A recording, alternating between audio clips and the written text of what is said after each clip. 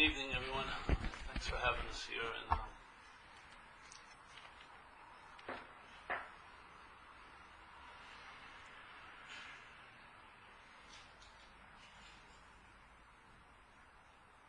So every day we're in conscious contact, yes? Awareness of consciousness is in contact through the 5 gates, or the 6 gates. As in Buddhism, the mind is a sense that sees thoughts like the eye sees birds, yes? So there's 6 gates. So awareness is flooding through and having contact with quote-unquote things here. And then we are conscious, so we can be conscious of that, yes? But there's a little gap there where the mental process tries to hijack the system and place its idea of who is in contact, yeah? And that is that sense of self. So there's the conscious contact happening through, this is like a camera in my view. It's built with certain lenses that refracts light. So undifferentiated light comes through and differentiated light happens, yes? It separates in a split manner called dualism. And then you see this and that. So there's the conscious contact, the awareness, and then there's the contact, and then there's consciousness. But what happened is the mental process has given us an answer to who we are, way before anyone ever did self-inquiry, yes? You know, that question of who am I? The mental process asked that and came up with an answer. It's me. Yeah? And the me is representative of an identification as a body, yes? So now, instead of sensing or being conscious of the awareness having contact, there's a sense that I'm the one that's in contact. Yeah? And that's a mental product. And therefore, the mental product slips in and actually tries to perceive what can never be preceded. Yes, the awareness. Yeah? And it starts, and it now claims itself to be the one that's doing it like a verb. I'm aware, unaware. And of course, awareness or consciousness, if you want to call it that, when claimed and put into the system of split mind, it becomes something that can be done or undone. So you can become more conscious or less conscious. Yes? But there's never the sense of the consciousness as a state or awareness as a prior state. Because now the mental process has put you as the prior state. Yeah? You're the alpha and omega. So now consciousness or awareness is something you and I are doing. And therefore, we believe that if we did the right thing and enough of it, we would become very, very, very conscious. And if we don't do the right thing, and we do a lot of that, we'll probably be really unconscious. Yes? So in this sense, consciousness or awareness as a state that's always available at all times has now become an attribute you can have. Yes? And of course, if you can have it, the you is the biggest player in the having of it, yes? And so the you will inform you if you're conscious or not. Or you may find another you out there that will inform you that you're conscious or not after you do a 3-month workshop that you have to pay for with them, or whatever, you know? So therefore, in recovery, we call that playing God. So the mental process plays God with what you would represent as God, yeah? So it's like you ever have those, when you're a kid, they played those games where they hide something in the lawn or in the yard, like an egg, and some sadistic adult starts saying, you're getting closer, you're getting warmer, you're really getting hot, and then suddenly you're cold again for no apparent reason. So the mental process plays God with what you would call God, yeah? And if the mental process is the bigger God, obviously the God that it's entertaining or conceptualizing or thinking it's getting close to or far away from is the lesser God. Yeah? So obviously the sense of being me is the alpha omega. That is what is taken raw as being the constant state, which it's not a constant state. It's constantly in flux, yes?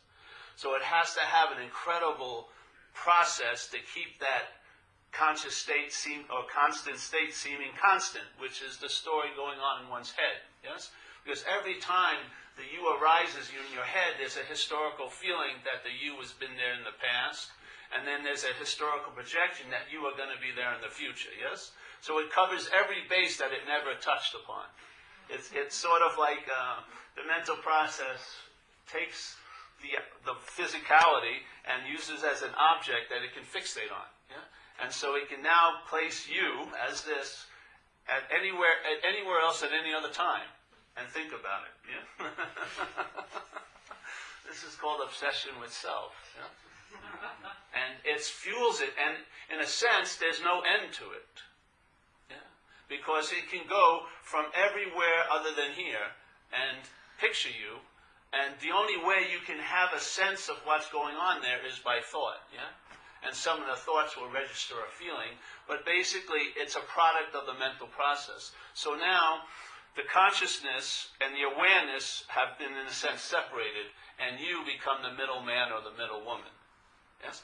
And of course, when it's you as this, which throws you as a doer, because if you listen to spiritual talks and stuff, what is a path? A path is something a body takes. Yes? What is a journey? A journey is what a body takes. When you go into the pits of the dark night of the soul, and then you get to the highest point on the mountaintop, what is pictured to be there? The body. Yes? What's always so and everywhere doesn't have a path to get to it, nor can you leave it. Everywhere, anywhere you are and everywhere is the center of everywhere. And there's no way there can be a special someone in everywhere that can have something somewhere in everywhere that can have an experience of everywhere. That's what the mind's attempting to do. And in our drive to have an experience, for me to get it, I have to live in the impossibility that I don't have it. Yeah? I have to live in that impossibility. That's what gives all movement and nobility to moving towards it in the mind, because you believe you could actually be away from it. The priorness of it, one of the biggest qualities of it is that it's timeless. There's no time involved in it. Yes? There's no time where it's not been here, and there's no time that it's going to be here, yeah, as a reaction to not being here. It's always available at all times, but it's not available at all times to you. Yeah? If there's the you involved, the time has to be very infrequent and really important when it's available. Sort of at a special setting, or, then it's me, I put up to the idea that it's available, but that availability is conditional and circumstantial, yes? The head will tell you when the door, the gateless gate swings open, and when the open secret is revealed, yeah? And then you'll be special by receiving the open secret. There is a solution. That there is no real problem. That's the only solution that doesn't have time in it. Yeah? The only way to take no time to get out of something is to realize you were never in it. That's the only way. Everything else stinks of time. And if it stinks of time, you're in it. Yeah? It's like those books that are out. I don't know if they're still out now. Maybe they've been seen through. I don't know. But about how to get into the moment, yes? And then they have how to get into the moment turbocharged, or how to really get into the moment, or how to really, really get into the moment. But that whole possibility is based on the belief that you could be out of the moment, yeah? Which is implausible. It's impossible. You are the moment. You're not in a moment. There's no you that's separate from the moment. The moment is what we are, yeah? And there's the component, the mental component of selfing that presents a sense of being a you, but that's just one aspect of that moment, yeah? And therefore, what you are could never be out of the moment, so it seems really ridiculous to try to get into the moment. And then a lot of people are trying to get out of self, and the fact is, it's impossible to be a self. Yeah? So they're trying to get into what they can't be out of, and they're trying to get out of what they can't be in. And so all those affairs, what would they take? A lot of time. Yes? And all the time they're taking, the one who's doing it all would be you. And this is the act of just reflecting Godhood as your condition, as an individual entity. Yes? And it brooks no other God before it. The Old Testament, it sounds like this conditional mind. Yeah? I will not brook any other God before me. I will smote you. I am a jealous God. It just sounds like the narration in the head, doesn't it? That's what it is. I think they made a big mistake in the Old Testament. They were self was the God, really plain and simple back then. So then someone came and revealed that wasn't so, and then of course he had to go because everyone's happy. There was a story. Wilhelm Reich, he's a German psychiatrist, I think, whatever. He was a pretty radical dude. He wrote a book called The Murder of Christ, and it doesn't matter if you're into Jesus. He said the murder of Christ. It had nothing to do with Jesus, really, but the Christ consciousness or whatever. And in The Murder of Christ, he just tells a little story how everyone was really happy to see Jesus when he first showed up. They were all clapping like crazy. And after about 3 years of his presence around them, they were yelling for his crucifixion. Get this mother out of here. He's a very bad example, because people want to be free. The conditional mind. It has no intention of being free. Because, in fact, it is free. Inevitably, yes? So any attempt to want to be free or to try to become free is just another form of bondage. Self cannot get out of self. No matter how many leaps you make, the fence that defines the system of thought and interpretation of self-centeredness, the product of that system will never jump over to the other side of the fence. It's never going to transcend the only system it appears in. Yeah? It doesn't exist any other way. It only appears to exist in this one system, self-centeredness. It cannot transcend it. It's not going to finally get it. You're not going to find an authentic self. Because there isn't one. What the self is really the activity of mind claiming the absence of its own existence. You know what I mean? It's what the mind, because we're enslaved to this idea of being this person or this thing, our interest and attention is the daily bondage, yeah? Because my interest and attention goes to what's about me, in most cases. The same thought system going on and held as yours, I have an incredible amount of wisdom about. If you came over and told me how your head was driving you crazy, I'd be like Solomon. I'd give you all this advice, yes. Go here, do that. But the same thoughts could be going through this head, and if they're held as mine, there's no clarity about. Yeah? What's the difference? Is it the thought that's driving you crazy, or the my of the thought?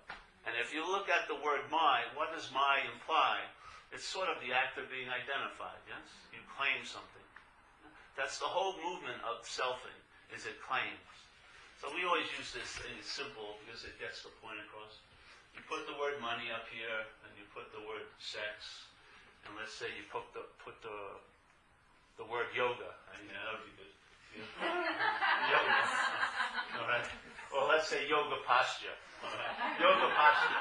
Yeah. It's all right. It would all have different weight. Yes. If you were a practitioner of yoga, it would probably be more than and much more developed than some other people. Now weigh it. Yeah.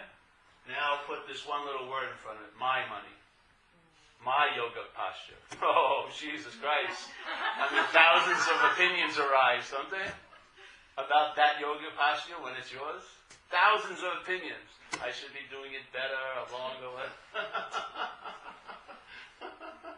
My sex. Oh, forget about that one. As soon as something that's, let's say, is an avenue of conscious contact is claimed as you're the one who's involved in it, what happens? It spawns tons of activity in the system.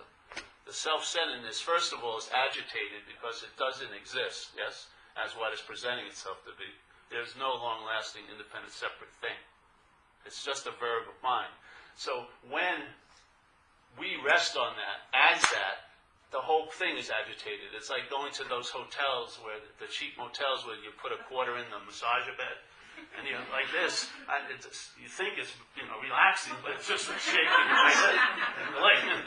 This is what it's like. There's no peace to be found there. Yes, there's no peace to be found there. And that presentation that's taking the sense of being you, yes, and authenticating it can never get out of that bed. It can't get off the bed because it's also that. Yes? So that's why it's always self-seeking. It's always looking. It's always striving. It's always trying to find. And it won't stop. I've met people who have proclaimed they've been enlightened 3 times this life. One wasn't enough. they had it one, and then they went to another system. Oh, I've been re-enlightened, and then a third time. You would hope the third one would be the charm. But, it will keep going on and on and on, because seeking doesn't have the purpose of finding. Its purpose is seeking. That's it. Yes, it's an agitation, spawned out of agitation. It cannot stop, and what fuels it is interest and attention. And interest and attention will go to wherever you believe is you. It's like a homing device. You can't beat it off with philosophy or like a weak belief. Because whatever, it's sort of like, I always use this example. I'm sitting here and a girl's in another room. Let's say she's doing yoga in the other room. And I really like her, though I haven't talked to her. Yeah? I want to know her biblically, let's say. But I'm afraid to be rejected, so I want to sort of hedge my bet, so I'm trying to listen to see what she has to say. Hopefully she'll say something about me. Oh, I really like that guy, Paul. A little strange, but I sort of like him. So, and I'm supposed to be doing a talk here, but my interest and attention is there, because that's much more meaningful than you are. Yeah.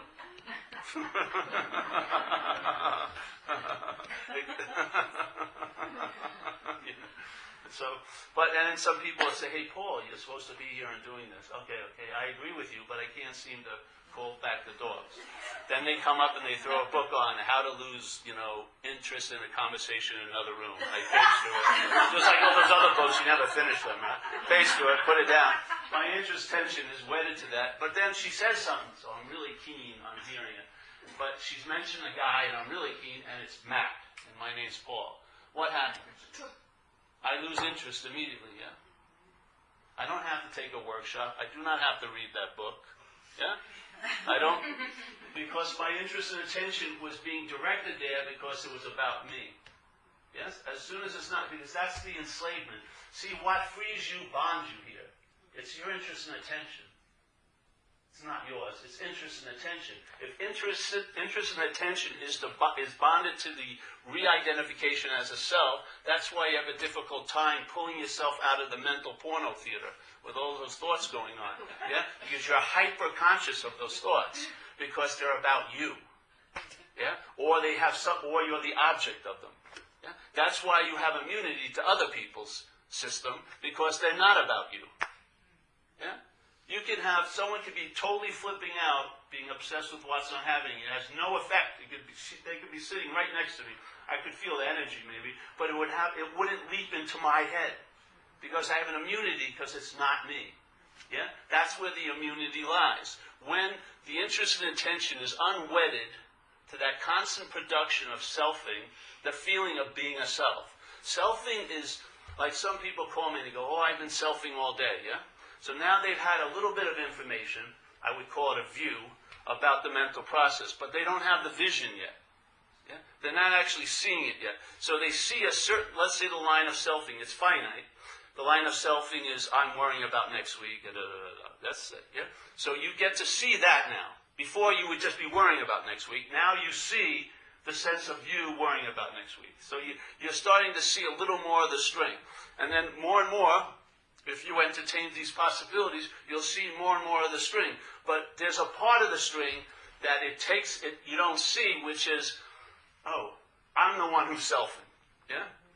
The selfing is driving me crazy. The me that's being crazy is part of the selfing. It's not, the selfing hasn't stopped, and now it's imposing its will on you. The feeling of being imposed upon is still the selfing. Yeah? And if you follow it back there and see that, it's like the end of the tail. It's a finite little activity. And all at that point is a pause, yes? There's no one that selfing is coming from, and there's no one that selfing is going to. Yeah? You're freed. Yes? And you've always been freed. But as long as you only see a little of the line, and then it goes from a point of an activity to an activity being done by me or done towards me. As soon as it takes that direction and finds the home, this identification, the selfing has produced the product, the feeling of being a long-lasting, independent, separate entity. The feeling is a feeling of being on, but how it translates it is it's a feeling of, it infers me. I'm the one that's on, yeah? It's me that's on. It's me that's conscious. It's me that's aware. That's the selfing. That's the product of the selfing. If it can be seen all the way and that product isn't bought but seen, then the view or the entertainment or the invitation becomes a vision. Yes? The looking has gone back to its source, which is seeing. The looking is self-centeredness. Yes? So while you're looking at the selfing, you're looking from you towards you. Yes? That's the looking. When the seeing is, there's space. Yeah? So to me, I like repetition about this message because it's like using the poison as an antidote. Just like we get convinced of a lot of bullshit by repetition in this place. Well, by hearing this message, and it is a message, it's not a dissertation. I am not a teacher. First of all, there is nothing called non-duality. It means not to. It's a negation. Yeah? You can never go to a non-duality meeting. You'd never find it. There's no meaning.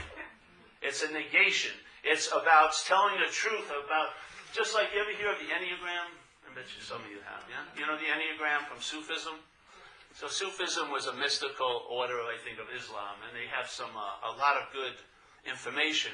And a long time ago, they wrote out a way of defining the basic characteristics of all mental, personalities. Yeah?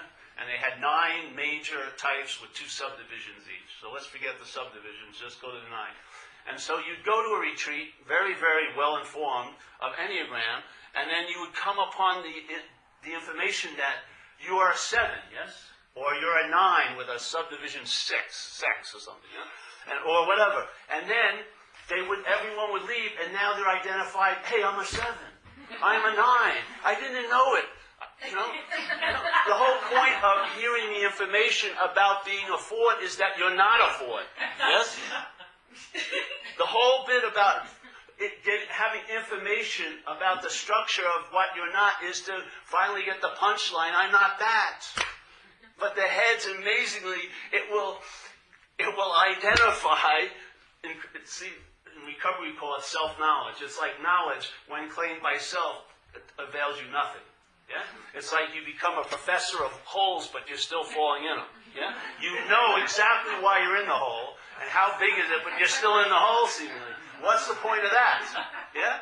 So a lot of messages, they tell you something, but they don't take the next step, which is, and you're not that. Yeah? So the whole point of, you can't describe non-duality, but you can describe duality. You can describe the movement of mind that's producing this sense of either or, yes or no, close and far. Yeah? And the feeling of it being so real. You can describe that. And the description of that is not to have more evidence of who you are, but for it to distill into, I'm not that. Yeah?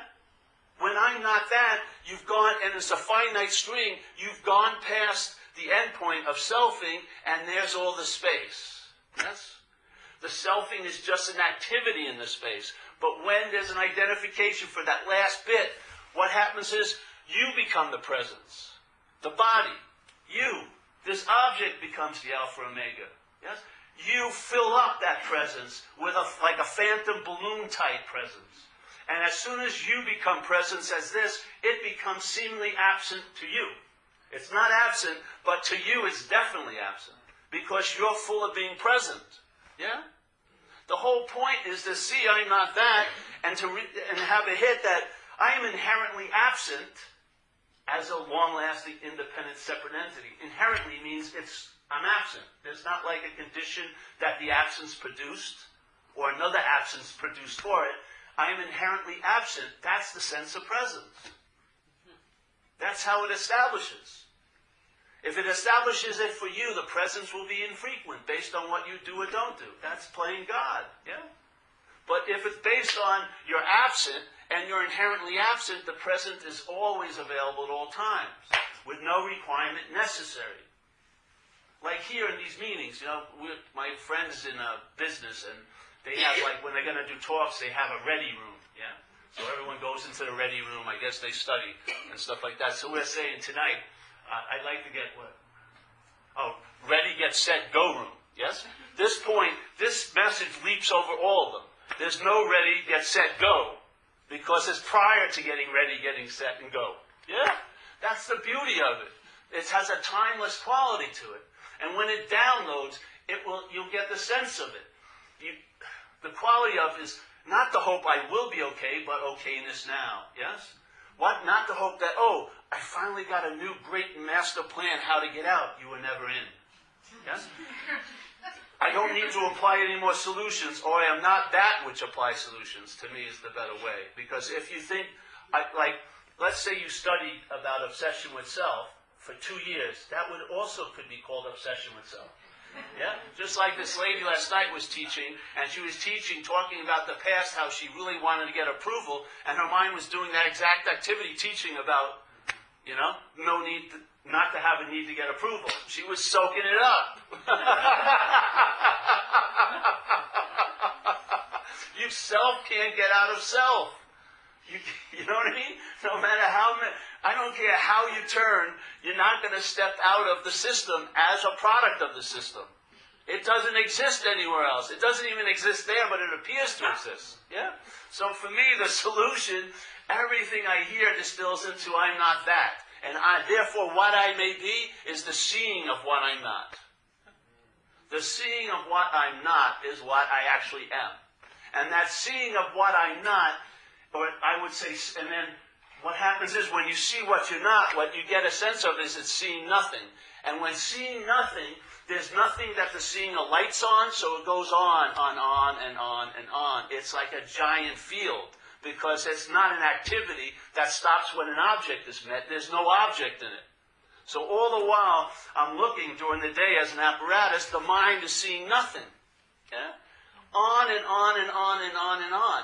And now, because the attention and interest has been unwedded to this reinforcement of the idea of what I'm not, my interest and attention has the ability, like I think Jesus said, when your eye is single, your body will be full of light. So the eyes here, the eyes here are their form of looking, which is a blindness to seeing, yes? The looking is a blindness to seeing. No matter how you can get the most incredible way of looking, it's still going to be a blindness to seeing. Yeah? But if the eye be single, not this dualistic split, then the body's full of light. Yeah? So in that singularity, the mind is seeing nothing, and it's never alighting on anything, so it goes on uninterrupted. And it produces a presence, yeah, that can only be sensed by your absence.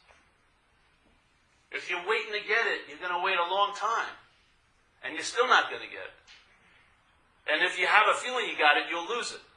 Yeah? Because anything the head believes it can achieve, the same moment it has the split belief that it can lose. That's why you have it by giving it away. That's why you have it by not having it. Yeah? It's always available at all times with no requirement necessary. And the quality of timelessness just overrides all this other stuff. Yeah? You are always prior to the you arising. Yeah? I see the you arising, but what seeing the you arising isn't the you. It's what I am prior to the you. Yes? The you appears, and it takes a process to produce it, a mental process. You didn't have a sense of self when you were a little baby. Yeah? It hadn't developed yet. Then we grew into that thought system. And when our attention and interest was bonded to that thought system, we stopped being attentive and interested in no-thingness, yeah? Which I would say is our true nature. Not of thing, like Jesus says, you're in this world, but you're not of it. Yeah? So you can't study what you're not of, what you're of, but you can study what you seem to be in. And by seeing it, it distills into I'm not that. And that's what you are, the seeing of what you're not. Yeah? It's like a verb. You'll never get a glimpse of you as a noun. The glimpse is glimpsing. It's never stopping. Yeah, like someone said, well, how is it to have that shift? I said, well, it's shifting. That's what it does. Every day it's shifting. It's like it's an incessant onness. Yeah. So.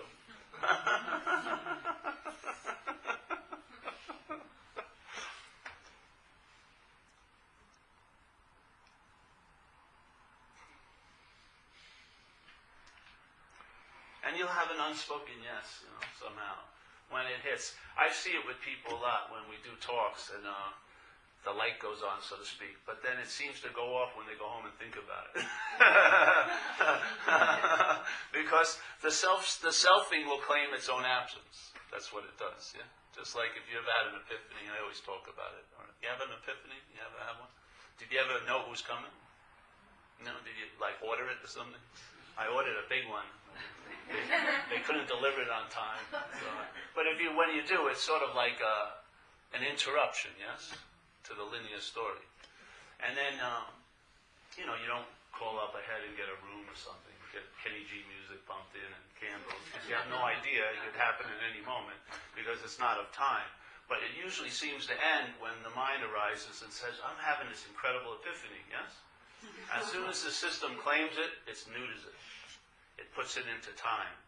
Yeah? And then the feeling, as soon as the you arises, that I've had this incredible epiphany, there's a feeling there was a historical you before the epiphany. Yes? You can see how it emphasizes. It bookends it, and that's how it neuters it. It puts it on the little spiritual mantle, and then maybe calls the epiphany hotline. And I got a big one tonight.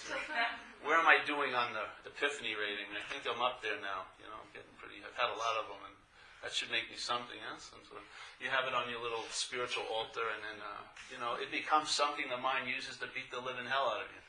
Because every moment now pales in comparison to that moment you thought you once had. Yeah? It's like the freaking perfect carrot before you. You're always looking to reduplicate that. I've seen it. People hear someone woke up, so they try to go where that happened to them and eat the same food, wear the same clothes, as if it's... You know what I mean? It can be conjured up. You know what I mean? So this is just seeing. That's all it is. And what you see is that how seeing has been co-opted into a form of looking. Like we call it in recovery, alcohol was like a pair of glasses, yeah? And it produces a very distorted perception. False evidence appears real, an acronym for fear. A lot of things happen, yes? And false evidence can never be real. It can only appear real. And for it to appear real, it has to have a you to appear real too. Yeah? It cannot appear real, but it can appear real to you. So the you produces all of these effects, yes? Once the you arises, everything seems to be in a certain so-ness, yes? But they're all based on the you arising and the identification as a you. So if all of that seems to be driving you crazy, it's best, I would say, to go to the you that's being driven crazy. If you're not that you, then they may just be driven crazy. Yeah? And therefore, just like everything else that comes and goes, it will come and go. Yeah. So this is the thing. If I'm not that, then I don't have to work on myself in a lot of ways. Yeah? Except for what I eat because of the physicality and things. But the whole idea of a spiritual practice is pointless because the highest form of spiritual practice or a spiritual condition or a maintenance of a spiritual condition is to be a spiritual condition. That's the highest form. When people look at saints and they saw how they acted and they think if they discipline themselves to act that same way, they'll be where that saint is. But that saint is somewhere, and that's just the expression of that through that saint. Yeah? To try to get to the expression from an activity will never work. Yeah? Because there's no rote. It's not like a system. It's just a unique expression of wants to express. Yeah? And all mind wants to express. That's what's happening here. Yeah? And this body gives mind an incredible opportunity with a large spectrum. Like animals with instincts have a very small spectrum. They're usually not killing each other for fun, and they're not having tons of baloney go, but humans can get up to a lot of stuff. Yeah? So in that spectrum, these mental winds are waiting to use to come through because they'd like to express, but they can't take form. But they can produce an effect through this form. Yeah? And the whole point, self-centeredness is like a calling card for all this. Because whatever moves through you and expresses through you, you'll claim to be yours. The selfing will claim to be yours. So anger can never be seen very clearly if it's your anger. Yeah? Jealousy can never be seen clearly if it's your jealousy. The my clouds it all. And then once it's my jealousy, that mind has a lot of agenda to be jealous that you may not be clear on. And so you're trying to get out of it is just strengthening it, supposedly being in it. Yeah? It's the whole idea of the my. When the my drops off, everything shifts. Because you and I, as an apparatus, just give meaning to things. That's all this mind does, yes? It just constantly is giving meaning to things.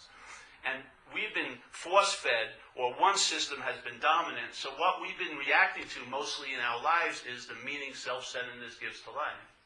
Yeah? And we've had all the possibilities offers, because they're all structured in time. You're never going to be okay now. You will be okay later, maybe. And it gives you like a 5-year Stalinist plan that if you follow it, if you go to school and you get this and you get that, then you'll be okay. But if you demand the okayness now, it always has rationalizations and excuses and blame, yeah, which only a failed system would need. If someone delivered the furniture every time on time, would he need any excuses? Would it need blaming someone to stop him from delivering the furniture on time? Would he need to rationalize? No, because he delivers the goods, yes? So any failed system usually cloaks its inability to succeed by rationalizations, excuses, and blame. So check it out. If your interest and attention is wedded to that, that's what gives it life. And the interest and attention is going to go to whatever you believe you are, seriously. Yeah? And then that faith that we all have is going to manifest here in whatever vehicle we put it in. So let's say you put it into the conditional mind, that faith will produce a high level of anxiety. Yeah? It'll produce a realm called what's not happening, and anything can happen there. Anything can happen in what's not happening. And it's going to produce effects here, right now. Yeah? And it's impossible to deal with a product from what's not happening, because it's not happening. I don't care how much you work at trying to get to the source, you'll never find the source because it's coming from an imaginary field of mind. Yes? But it's your faith in it, your faith that produces the anxiety. The same faith, if it's resting in, let's say, centeredness, not self-centeredness, produces an ease and comfort in your skin wherever you are. It's the same energy, same faith. Just like the same energy of interest and attention bonds you or frees you in a way. It's not frees you because you've never been bonded, but it allows you to live as if you're free because you are. Yeah? The same way it produces the situation where you live as if you're bound because you believe to be. Yes? The interest and attention is fueling that. If the interest and attention is withdrawn, you see it really clearly. Yeah? You see it really clearly. Once you see it, the hit of it's not you comes up. And then that's the presence of what you are.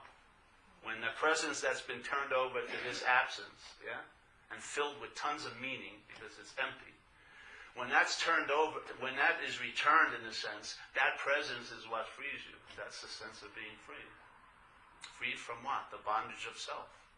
And what's a bondage of self?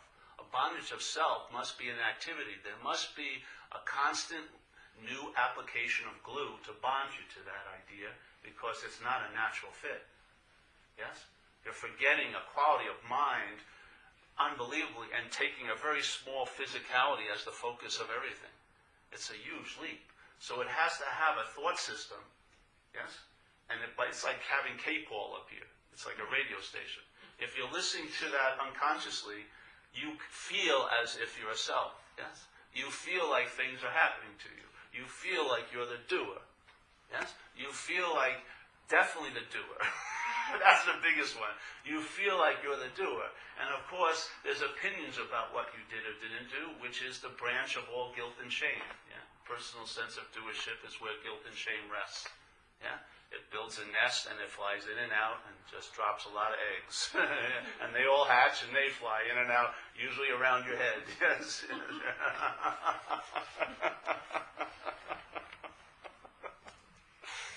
But and the only thing that connects you to that station is my thoughts. Yeah? The sense of thinking you're the doer of it. When we can't even shit when we want. Yeah? I can't even take a shit when I want to. But I'm claiming to be the doer of a very subtle process called thinking. It's just unbelievable. The leap that the self-thing makes is just incredible. You know what I mean? You're not digesting the food in your belly. You would have forgot a burrito last night or something. And have a big list, a to-do list. I got to get home. I got to digest that burrito. It's turning bad then. Yeah? Or you're not pumping your heart and your blood and anything like that. Yet, you believe you're the doer of this incredible, subtle system called thought. Yeah, it's unbelievable. And then you believe you're the object of the thought, which is, what is the object of the thoughts? How does the thought system hold you? How does the thought system present you? As a body, does it? When you think about yourself in the past, how are you presented?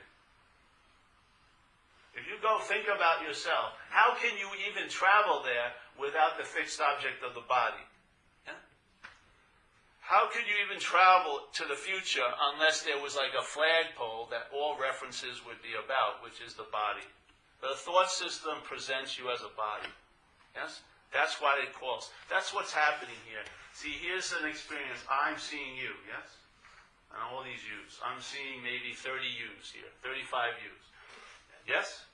Yeah, that would be experience. And from where you are, the eye is seeing this you, yes?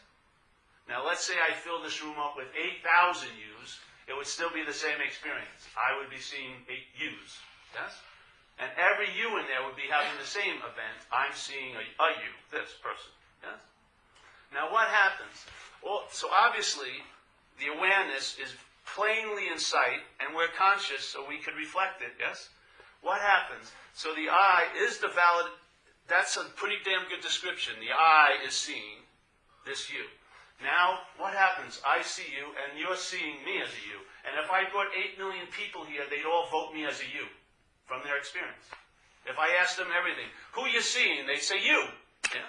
So for 8 million people, I'm a you, but I stubbornly deny that, my mental process, and claims the you to be a me. Yeah? So as soon as the I, right, is taken to be a you and claimed to be a me, what's forgotten is the I. Yes? Now it's me that's seeing you. Yes? And it's you that's seeing me. Not a you, me. This is the bondage of self, yes?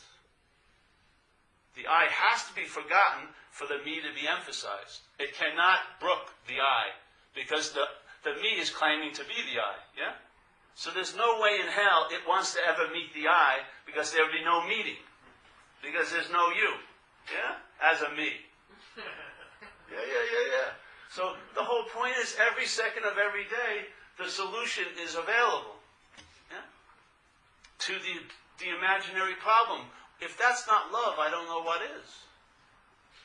If you could possibly, in an impossible way, forget your own nature, which it seems like we can do in time and in this space as a body, for that love, for that nature to always be available at all times, I would say is love. Yeah? Always available at all times with no requirement necessary. That's real love. Yeah? And that's what happens. As soon as the me, maybe at first is seen as a you, yes? Like I found when I was young, what I did, my head, things overwhelmed me. So my head was busy trying to make them unreal, yeah? That's what I did. I started reading a lot of science fiction, Edgar Allan Poe. Then when I found alcohol, I started drinking alcohol. Then I got into spirituality to make things unreal. Then I got back into alcohol, make it unreal. Then back into spirituality, make it unreal. And you know what? What happened is finally one day I let it be as real as it wanted to be. Yeah? And when I let it be finally as real as it wanted to be, it was seen to be unreal. It only had a sense of reality when I was trying to make it unreal. Yeah? That's what happens in AA, in alcoholism. The alcoholic is in constant denial that he's an or she's an alcoholic. Yeah? And in that denial, he's really a full-blown alcoholic. And so you come in and you let all these things come that you were always wanting not to have come, and let them own them, if you want to call it that, embrace them, and when you embrace them, then you see you're not an alcoholic. Yes? But while you're denying you're an alcoholic, you're living like an alcoholic every freaking day. But when you fully embrace and admit to your innermost self that you are that, what's revealed is you're not that. Yes? It's a beautiful way. It's like an implosion. We're pushing out, no, let it in. Yes? Let it in. Yeah? See, because what the mind's mostly doing with practices and everything, they're denying. But it's a mental denial. It's not a true seeing. That denial gives life and breath to what it's denying. Whatever it resists, you become. You know those statements. Yeah? This way, you see that. I'm not that, I'm not that. So like that. If I am a fraud, I never have to feel like one. But if I don't want to be a fraud, I'll feel like one thousands of times. Yeah?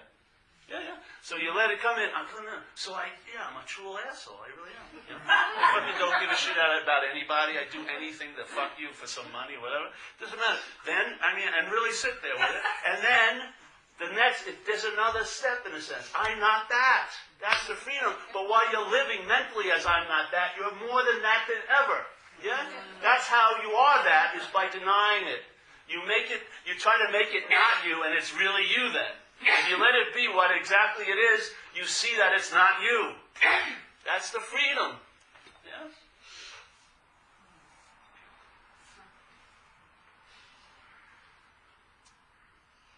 And the thing is, like in Zen, the freedom, you'll never know it. See, the mind has a desire to know so strongly. Even if it's freaking wrong, it just wants to know. But in Zen, they have a high form of mind called I don't know. And in that I don't know, what happens? You find out. That level of knowledge is much, much stronger than trying to feed this thing. Because this thing can be convinced thoroughly and 5 minutes later unconvinced. Yeah? You can get it and lose it, like in 20 minutes. Yeah? But this knowledge, when it's found out, bypasses the self-centered system. Yes? And then it's digested somewhere else, and then it's regurgitated through this. And you know it by finding out. Yeah? And that finding out has a sense of conviction and weight to it. Yeah, like for me, it's like an unspoken yes. So I've seen the line of selfing, and they're always finite, and they always end at one thing: you. Yes, it's not an infinite line. The aperture opened up. I saw the length of the beast, and what happened is I'm not that. Yeah. Then there was no desire to look at what I was because I know that's it. I'm not that. That's what I am. The seeing of that. Yeah? As soon as I look for something else, that would be the selfing duplicating again. Yes? Throwing it outside itself. Now it's looking for the real, the whatever. There isn't any. It's just seeing what you're not. That's it.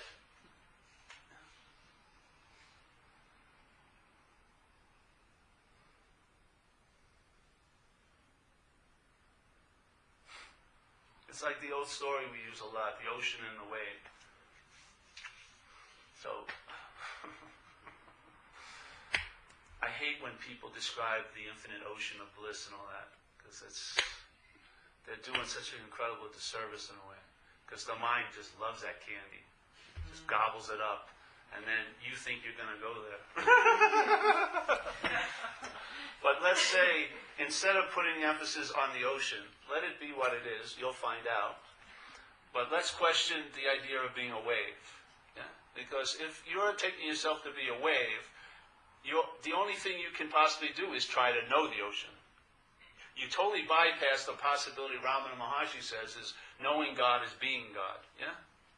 Knowing God is being God. That's how you know God, being it. That's how you find out. So here's the wave, and it's an identification as wave, but it's very interested in the ocean, which is a painful activity. So it's trying to study the ocean, it visits the ocean, but always very infrequently. It jumps in, but it always comes out, And the dryness is the dominant state. It feels, I really felt wet then, but most of the time I'm dry. Yeah? So instead of questioning the ocean or studying the ocean, just see if you're a wave. If you're not a wave, that's the ocean. It's a timeless solution, because what seems to be so, if it were, would take time to break down, but it ain't so it takes no time to break down. Yes? If I'm not the wave, then you'll find out what the ocean is like. Yes? Because you are that. And just like oceans look different at different beaches based on the circumstances and situations, the expression coming through, quote-unquote, this possibility will look different. Yeah, that's the beauty of it.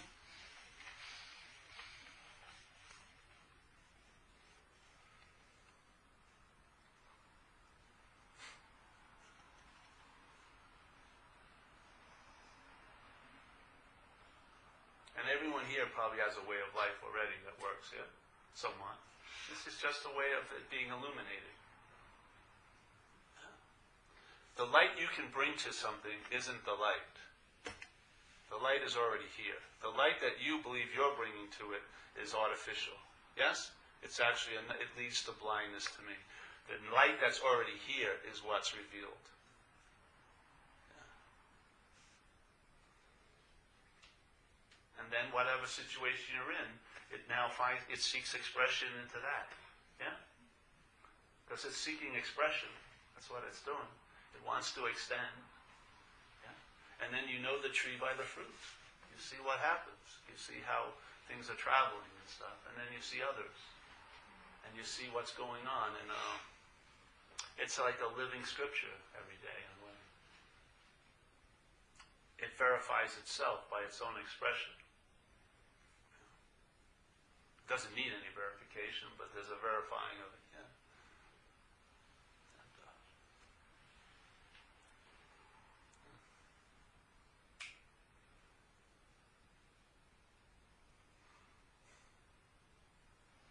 Any questions tonight?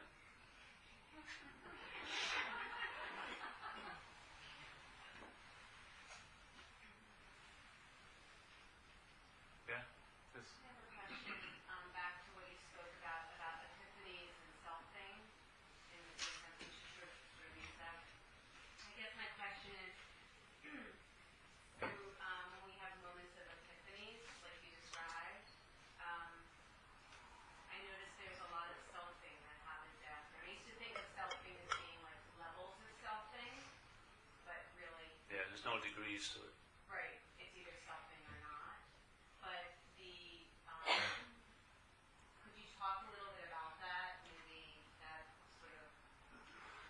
Just one thing I want to say. There is or not while selfing's going on. Also. What's always so is always so. No matter what's streaming through it. Yes? It's the context.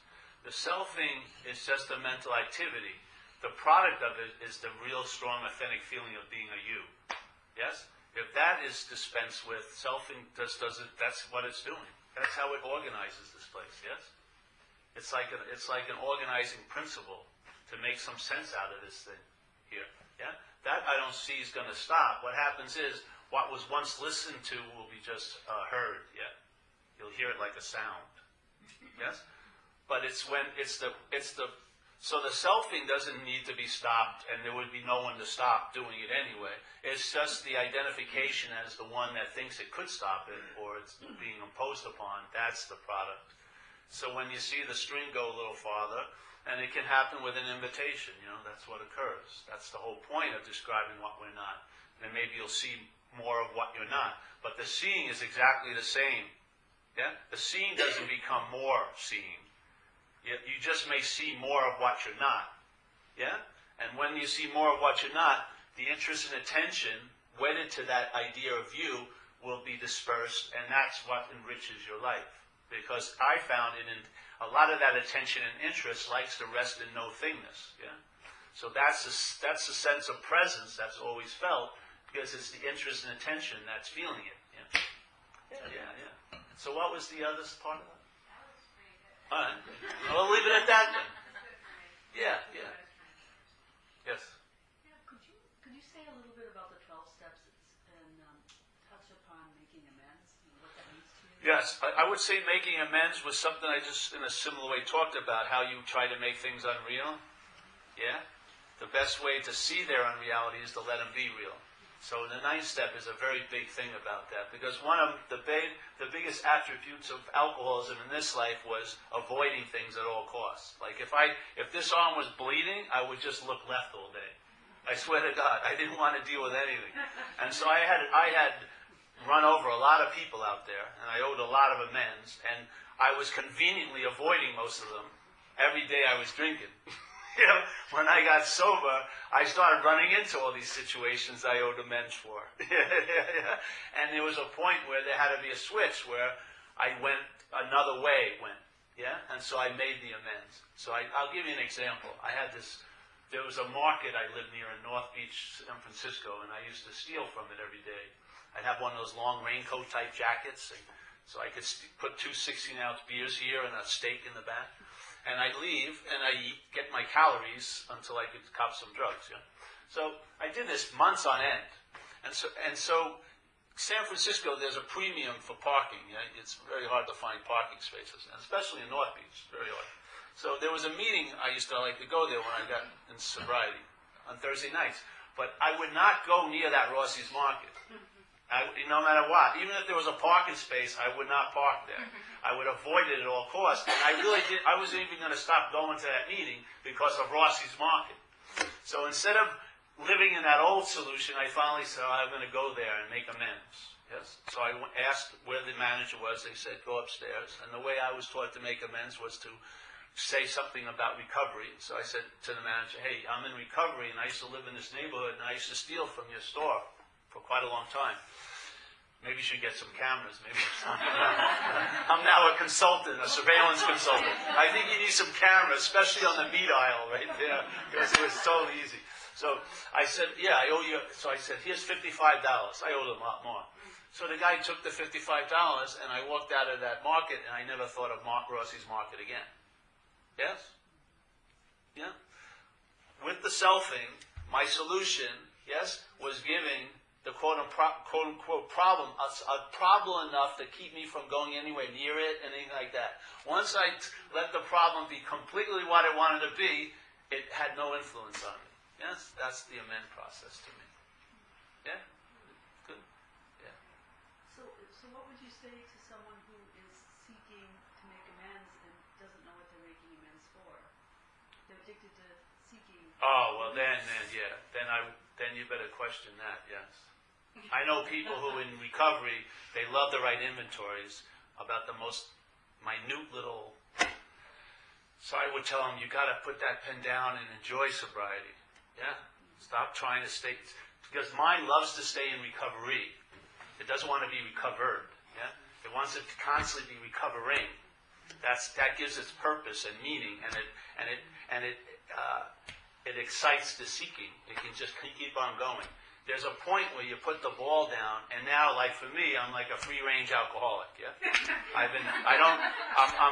honor the coop, but I don't live in the coop anymore. Yeah, coopless, so to speak.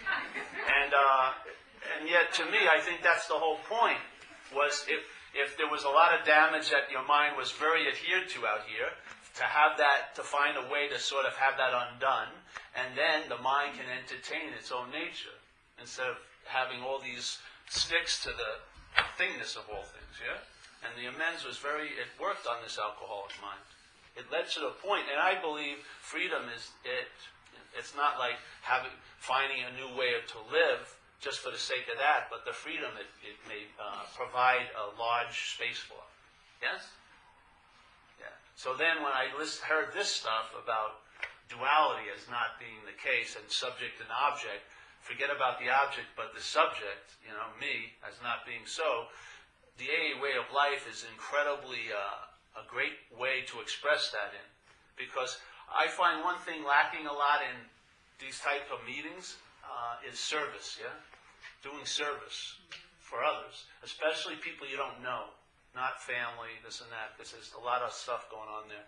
But just to go to a soup kitchen or help somebody will give you a sense of, quote-unquote, being out of self better than coming to these meetings a lot of times.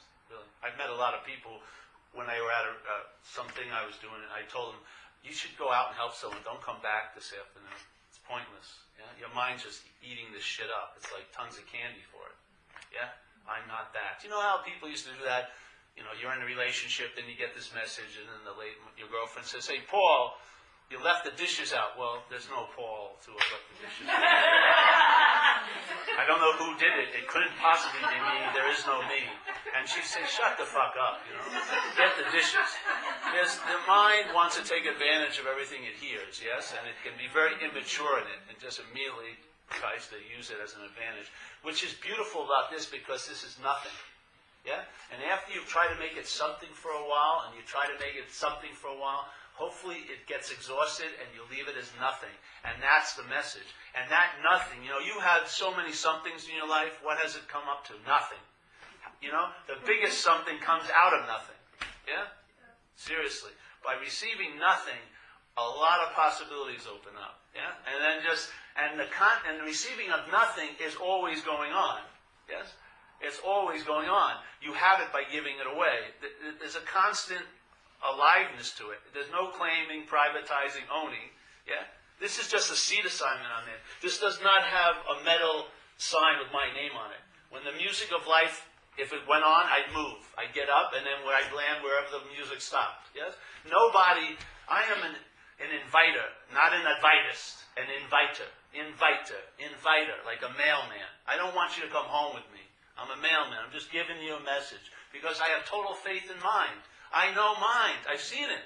And I have total faith that the mind that was seen or is seeing is the same mind seeing there. Yeah? And all it needs is like a catalyst, a little message, a little invitation, and maybe backed up with repetition, yes? That's all it needs. And then you'll find a way of life that expresses it beautifully. Yeah? It may be a yoga thing, it may be, I don't know where it'll end up. There's no rhyme or reason to it. It will just take whatever's available and express into. Yeah? But it will be peculiar, you'll have all I get is like a very strong echo all the time from an unspoken yes. When I heard this message, it's been the last answer for 15 years. I haven't come up with any new answers, and no new downloads about any new answers.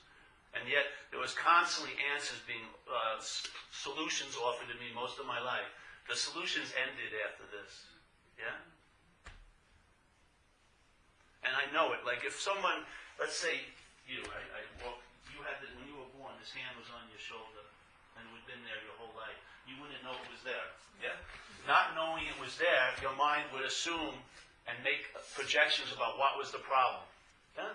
And it would feel right about all of its projections, quite a lot of them, yes? But you would only finally know when it lifted. By its absence, you would know the sense of presence it had in your life, yes? That's exactly what this is like. By this freaking presence, this idea of being Paul, when it lifts, you'll know by its absence, yeah, what it was, yeah? It was that wet blanket. It was that unbelievable umbrella. It was like that confining structure, driving to be special and right, yeah? It was that, So you know the solution, you know the problem by the solution. You don't know the problem by the problem. Knowing the problem by the problem brings, the highest form it can bring you is a view or an understanding, yes? But knowing the problem by the solution is vision. That's seeing, yes? And that's total beyond your little grubby fingers. You can't claim that, you can't write it, you can't divert it, you can't do anything with it. It's nothing, yeah? In that's the most beautiful invitation. This is about offering a view in a way, and there's other people, books and everything like that. What they're attempting to do is describe duality and describe subject-objectism, and that this is a pseudo-subject, so you get a view, yeah? And that view may help you live a little differently, but hopefully, if entertained, the mind, yeah, vision. Vision that's something to rely on. A view can come and go, because you may have a view, and then someone seems to have a better view. Or they argue your view down, and then you're crushed. What happened to my poor view? Jeez, I've got to call up my teacher quick. I'm unviewed now. No, but vision, seeing is always so. Always so. Yeah. Always, always, always so, because it's not of time. Yeah. That's what's reliable. It doesn't matter if it's questioned. Who cares? Every question, every rebuttal is seen. Nothing comes prior to seeing. Nothing. Nothing. Whatever arises cannot be that. Seeing is the context. Everything appears as content. The content can never transcend the content and be context, because there's only context appearing as content. You and I have never lost our nature. Therefore, it doesn't need to be found. It just needs to be revealed as such. By what? Seeing what you're not. Hearing about what you're not. If you keep hearing about what you think you are, it's a conceptual idea. But if you can just see what you're not, it leaves conceptions behind and it's a whack. A Zen bitch slap. And in that moment, in that pause, everything that's always so is available. Yeah? Oh, and a little bit of that, I mean, so much info, so much download can happen in what you would call a second, because it's coming from timelessness. It's not a filling up of quantity over time. It's just like electrified quality. And you really get economized. You don't get laid down. You don't have a wealth of the ages. You just know what to do next. Yeah? It just economizes you. It pairs you down. And when what isn't essential gets stripped, you'll be amazed of what you were taking to be so essential.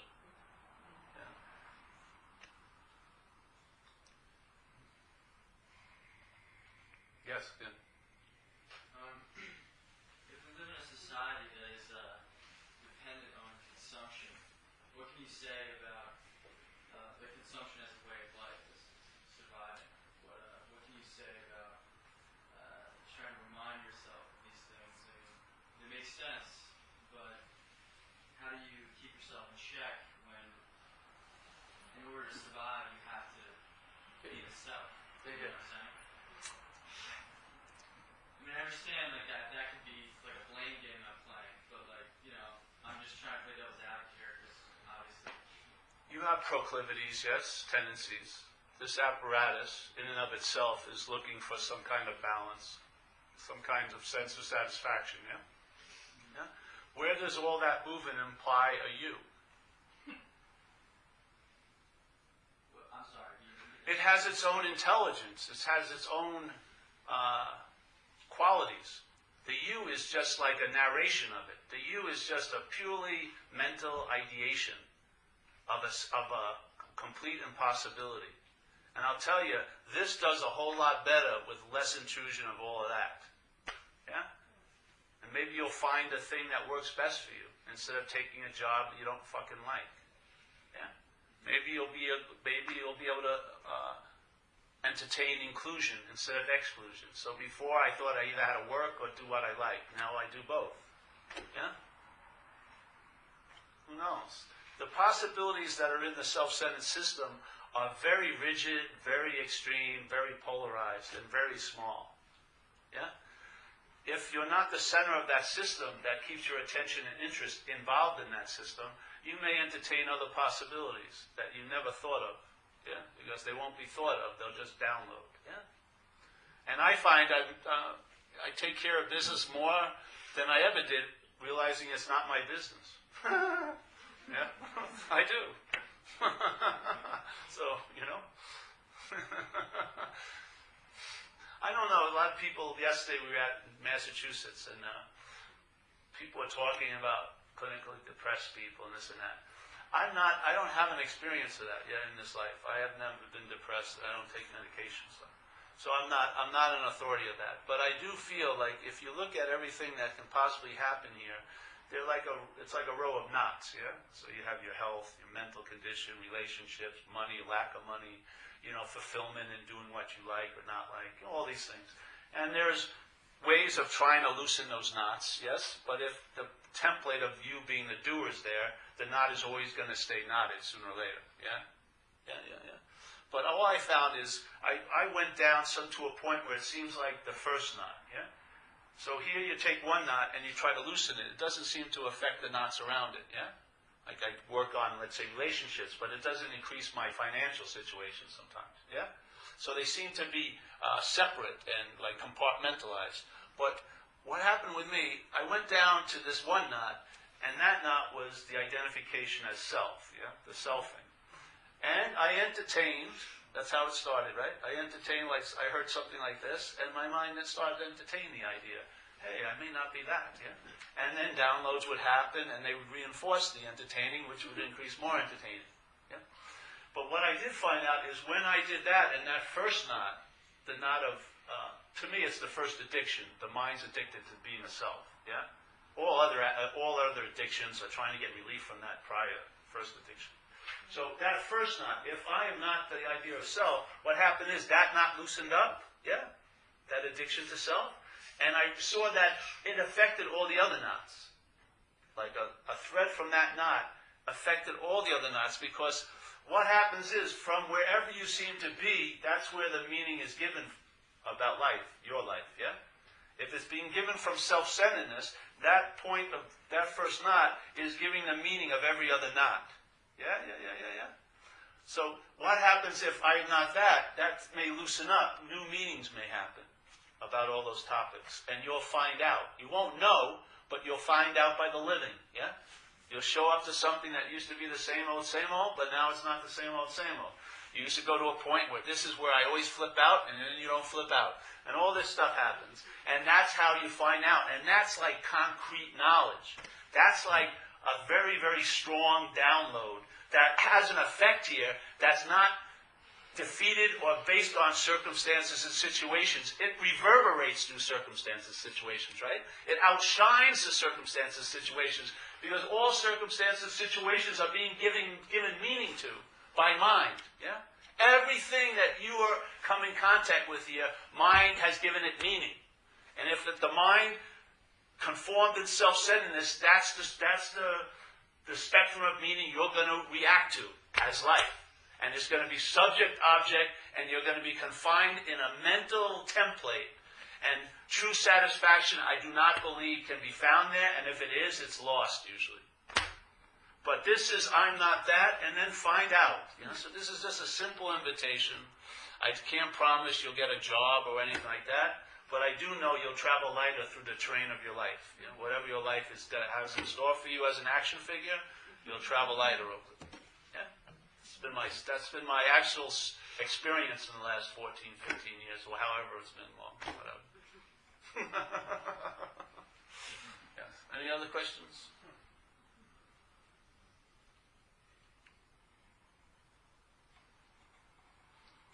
Yes. So what I think I heard you say was you just, you kind of question, working on that knot of identification with self, you just kind of question, look at it, and it loosens? Yeah. That's why I like the word entertain. It's like here, we're in a yoga studio. So right now, mind is in a yogic posture called selfing. Yeah? It only has one asana. It's a huge system of thought, but only has one posture. And you're in it a long fucking time. You know? So you're in this little yogic posture of selfing, which is contraction. Yeah? Contraction. And then you're trying to receive messages, but as this. Yeah? Yeah? So you always, no matter what you receive, you're still holding the posture, though. Because this isn't being seen as a posture, it's being taken to be you. What happens when you question it and you see it as like a mental yogic posture called selfing? The mind comes out. Yes? When it comes out, how it receives things is very, very different, because when it's receiving things, it's receiving itself. Yes? It starts seeing things in a whole different way. But it can't see it in that posture. Yes? So this is just an invitation. And then when the invitation hits, to entertain it. Let the mind, it's sort of like looking at a big hallway, like a big door, and you don't have pictures, or if mind has pictures of who should come in or who shouldn't, that arises, but it doesn't block your vision, and you just see, and then see what happens. Yeah? Yeah, welcome.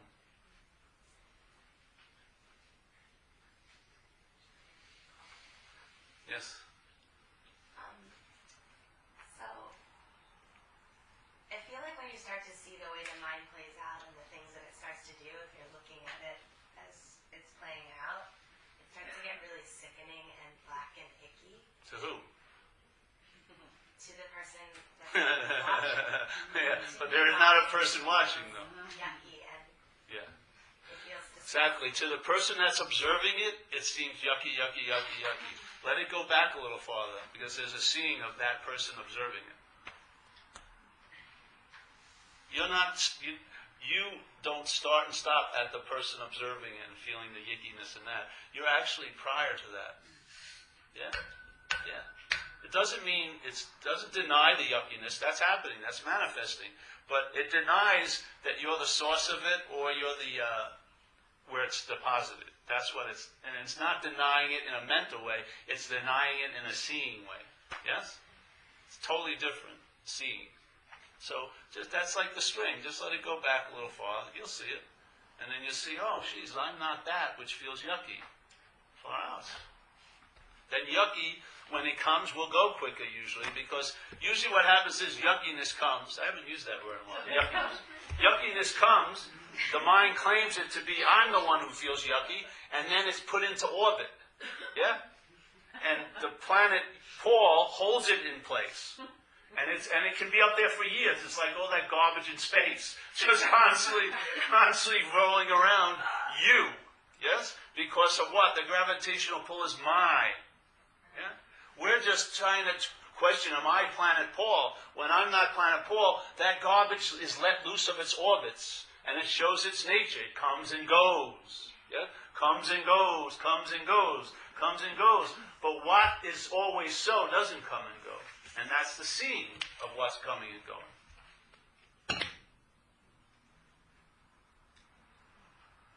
Yes? When you had this experience 15 years ago, or whatever it was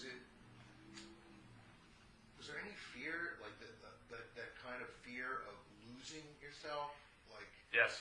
could you talk about that? Well, I didn't have I don't think I had an experience. I know words are getting in the way. Yeah.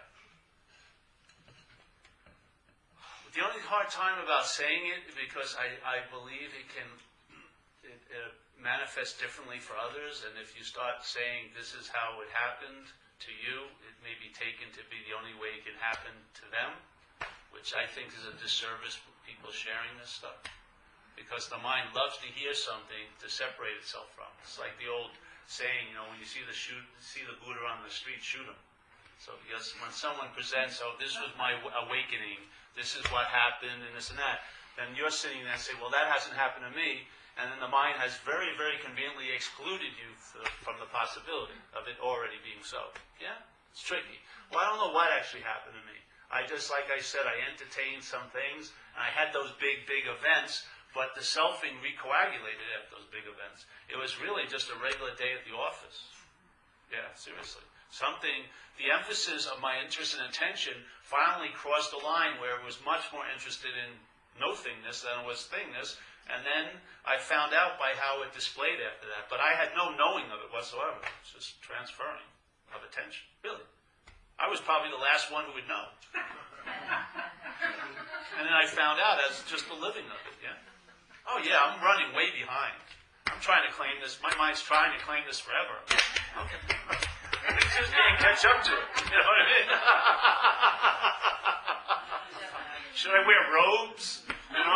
Should I get some pictures of my lineage? Should I, whatever. How can I get a cottage industry based on this? I don't know. It's not working.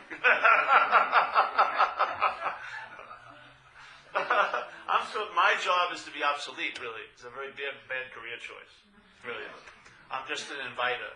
I don't want anyone to get glommed on to anything I've ever said or be in a position of thinking that, it just doesn't serve us. You and me included, in my view. Once the mind gets into a dynamic of hierarchy, a lot of meanings occur.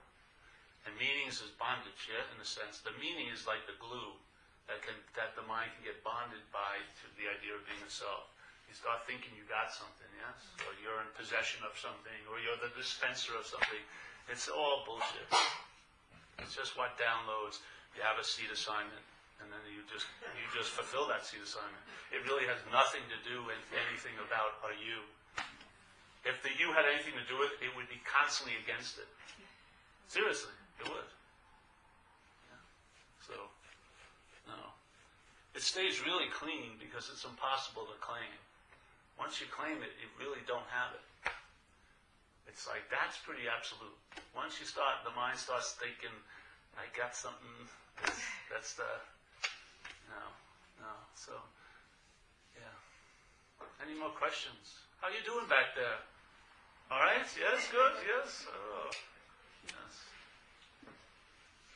No more questions. Have we fulfilled the amount of time quota we're meant to be? Make sure you get your money's worth, whatever money that is. Yeah. Yes. You mentioned something about when a wave realizes that it's not a wave, it instantaneously realizes itself as the ocean. No, it realizes as the ocean, then it finds out about being the ocean. Yes, because it's translating here in time. Yeah. What I wanted to ask was when I was traveling this summer, and the word used, entertaining the notion, is exactly what came to my mind. I started to entertain the notion in a very different way that I'm not David. I'm not this. And so I would watch David do whatever he does, being kind or being impatient or being compassionate or being angry, whatever it was, and there was no desire to change anything. And then when I came back, got home, and started feeling a little bit more of the texture of being David, then there was more of a claiming and a grasping that started taking place, where that entertaining became less intense of not being him than it was earlier. And so that idea of, for me, was, okay, if I'm not him, it wasn't an instantaneous recognition of who I am. There was kind of like a lag there, and so there, for me, it hasn't been sort of like, well, I realized, this entertaining in a very different way that I'm not him, but it didn't immediately shift into I am that. Yeah. It was just kind of, well, then who the hell am I? Kind of. Yeah. Yeah. So like the context would be the tub, and in the water, the content of mind sometimes, low and high tides occur. And then, but the fact is, the one constant is the seeing of it all. That's what we are, is that. There may be flavors of still being what we're not, and so those flavors have to work themselves out. So it's sort of like being in it's like a filtering system, the movement, yeah? Strains of selfing get cleaned out, yeah? And they lose their oomph, and then your attention just pops out of it, and then the emphasis is just strongly emphasized. Nothingness, yeah. So it's sort of fun in a way. You got a lot of time to spend here. It's a nice way to spend it. Really, it's nice. I mean, it's nice that it plays out in time. It's expression. Yeah, so you'll have a sense of it getting deeper and everything like that. That's a beautiful flavor to have. If you have to be in the construct of time, that's a beautiful flavor that something that's lovely gets deeper. I think that's great. Well, how about something that's not lovely? Like, so you get angry, let's say. Well, anger Not occurs. you, Yeah. anger, whatever.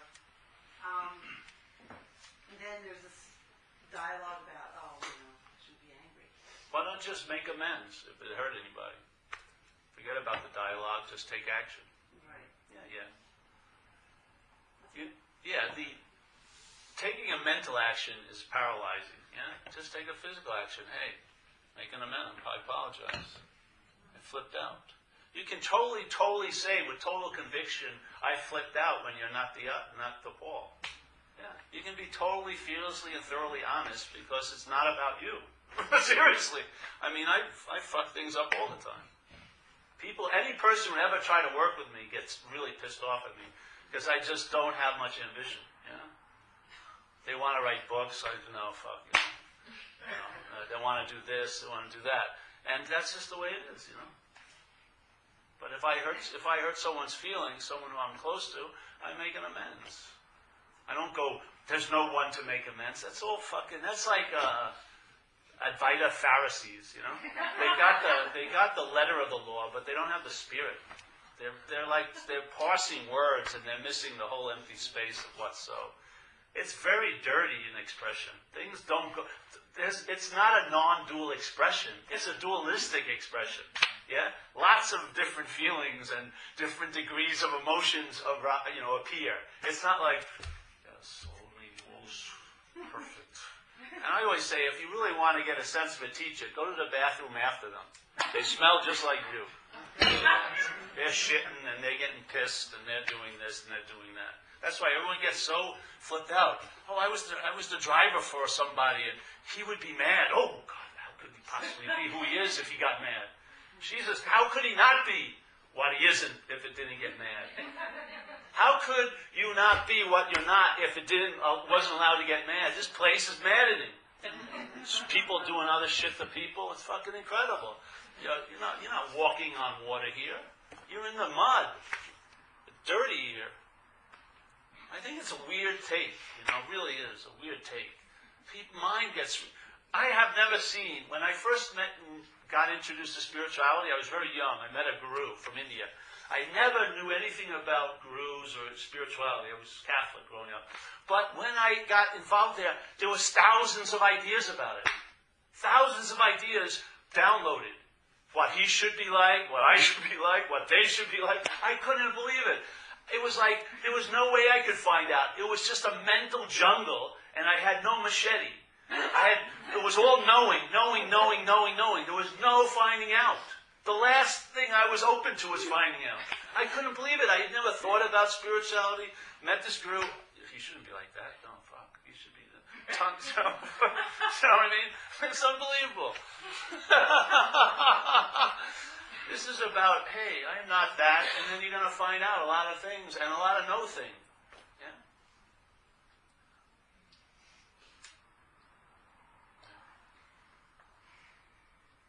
I mean, if you stayed with me for a day, you'd probably be pissed off at me quickly. Really. Because I probably wouldn't want to go where you want to go, or be what you want me to be, or whatever like that, You'd want to talk about something. I'd like to talk about the Yankees. What? I thought you're... These are just downloads. I sit here, this apparatus, and I'm in a position and downloads occur. Yeah? Then there's no downloads, there's just presence. And then when I come here, there's downloads. And then presence when I'm walking around. Yeah? One's more functioning than the other. One's more resting, one's functional. It's the same place, but it's no place really. But it functions, downloading, and then it's resting as presence all day. Yeah? And then it doesn't seem to really have a lot of downloads when I'm not doing anything like this. It doesn't. It's just resting. And then when I'm in a position, tons of downloads. So this is like the 9th talk we've had in 5 days. There's been lots of downloads. 5 hours on Sunday in Boston, different people, AA groups, everything, and tons of downloading. When we leave, no downloading. There's presence hanging out. Yeah? If you're like on call 24/7. Yeah. Get tired? What? The body does, yeah, sometimes. But I won't stop. I mean, my friends have to drag me away. We go to the dinner and they start this up. Downloads are happening. They just start buying coffee and they just settle in a table nearby because that's just Paul, not Paul, fucking. And it goes on and on. They actually have to be dragged away because if there's a sense that something wants to be heard, then the downloads keep happening quite a lot. Yeah, and there's, and that's fine. It's just the way it goes. Do you have a regular job? No. But I never had a regular job. No, I was a house painter. I still paint houses when I need to. But now I've gotten down. I've left the house, left the outside. Now I do walls without any trim or ceiling. I just do walls, no ceiling, so I don't have to look up, and I don't do the trim. When I do, it's amazing. Yeah, I do basically what I need to do. Money, to make some money. And I sell T-shirts like I'll be doing tonight because, I like T-shirts. And I like to have them made. And, and I come and do these talks, and sometimes people give me a lot of donations and stuff. Not a lot, but it's nice. And that allows me to live. But whatever comes up and I need to do, I usually do. Yeah. I don't have a family or kids, so I have a very low level. It's easy to sort of take care of the needs I have. So that's pretty good. And I like a lot of time because I surf, so that's, but now I haven't surfed, so it doesn't feel like I ever surfed. Last week, I've been landlocked up here. So, yeah. And I just love sharing this message. I'm totally enthused by it. And I've never not been enthused by it. Yeah. It's like a freaking hallelujah. Yeah. It really is. And I'm just in awe of it. It's not an it, but I'm in awe, and it provokes honor in this apparatus. I honor it greatly. And honoring it, I find, is really works in this situation. To honor it, it's a good position to have when it's flowing in or whatever. It's just there's an honoring of it. And,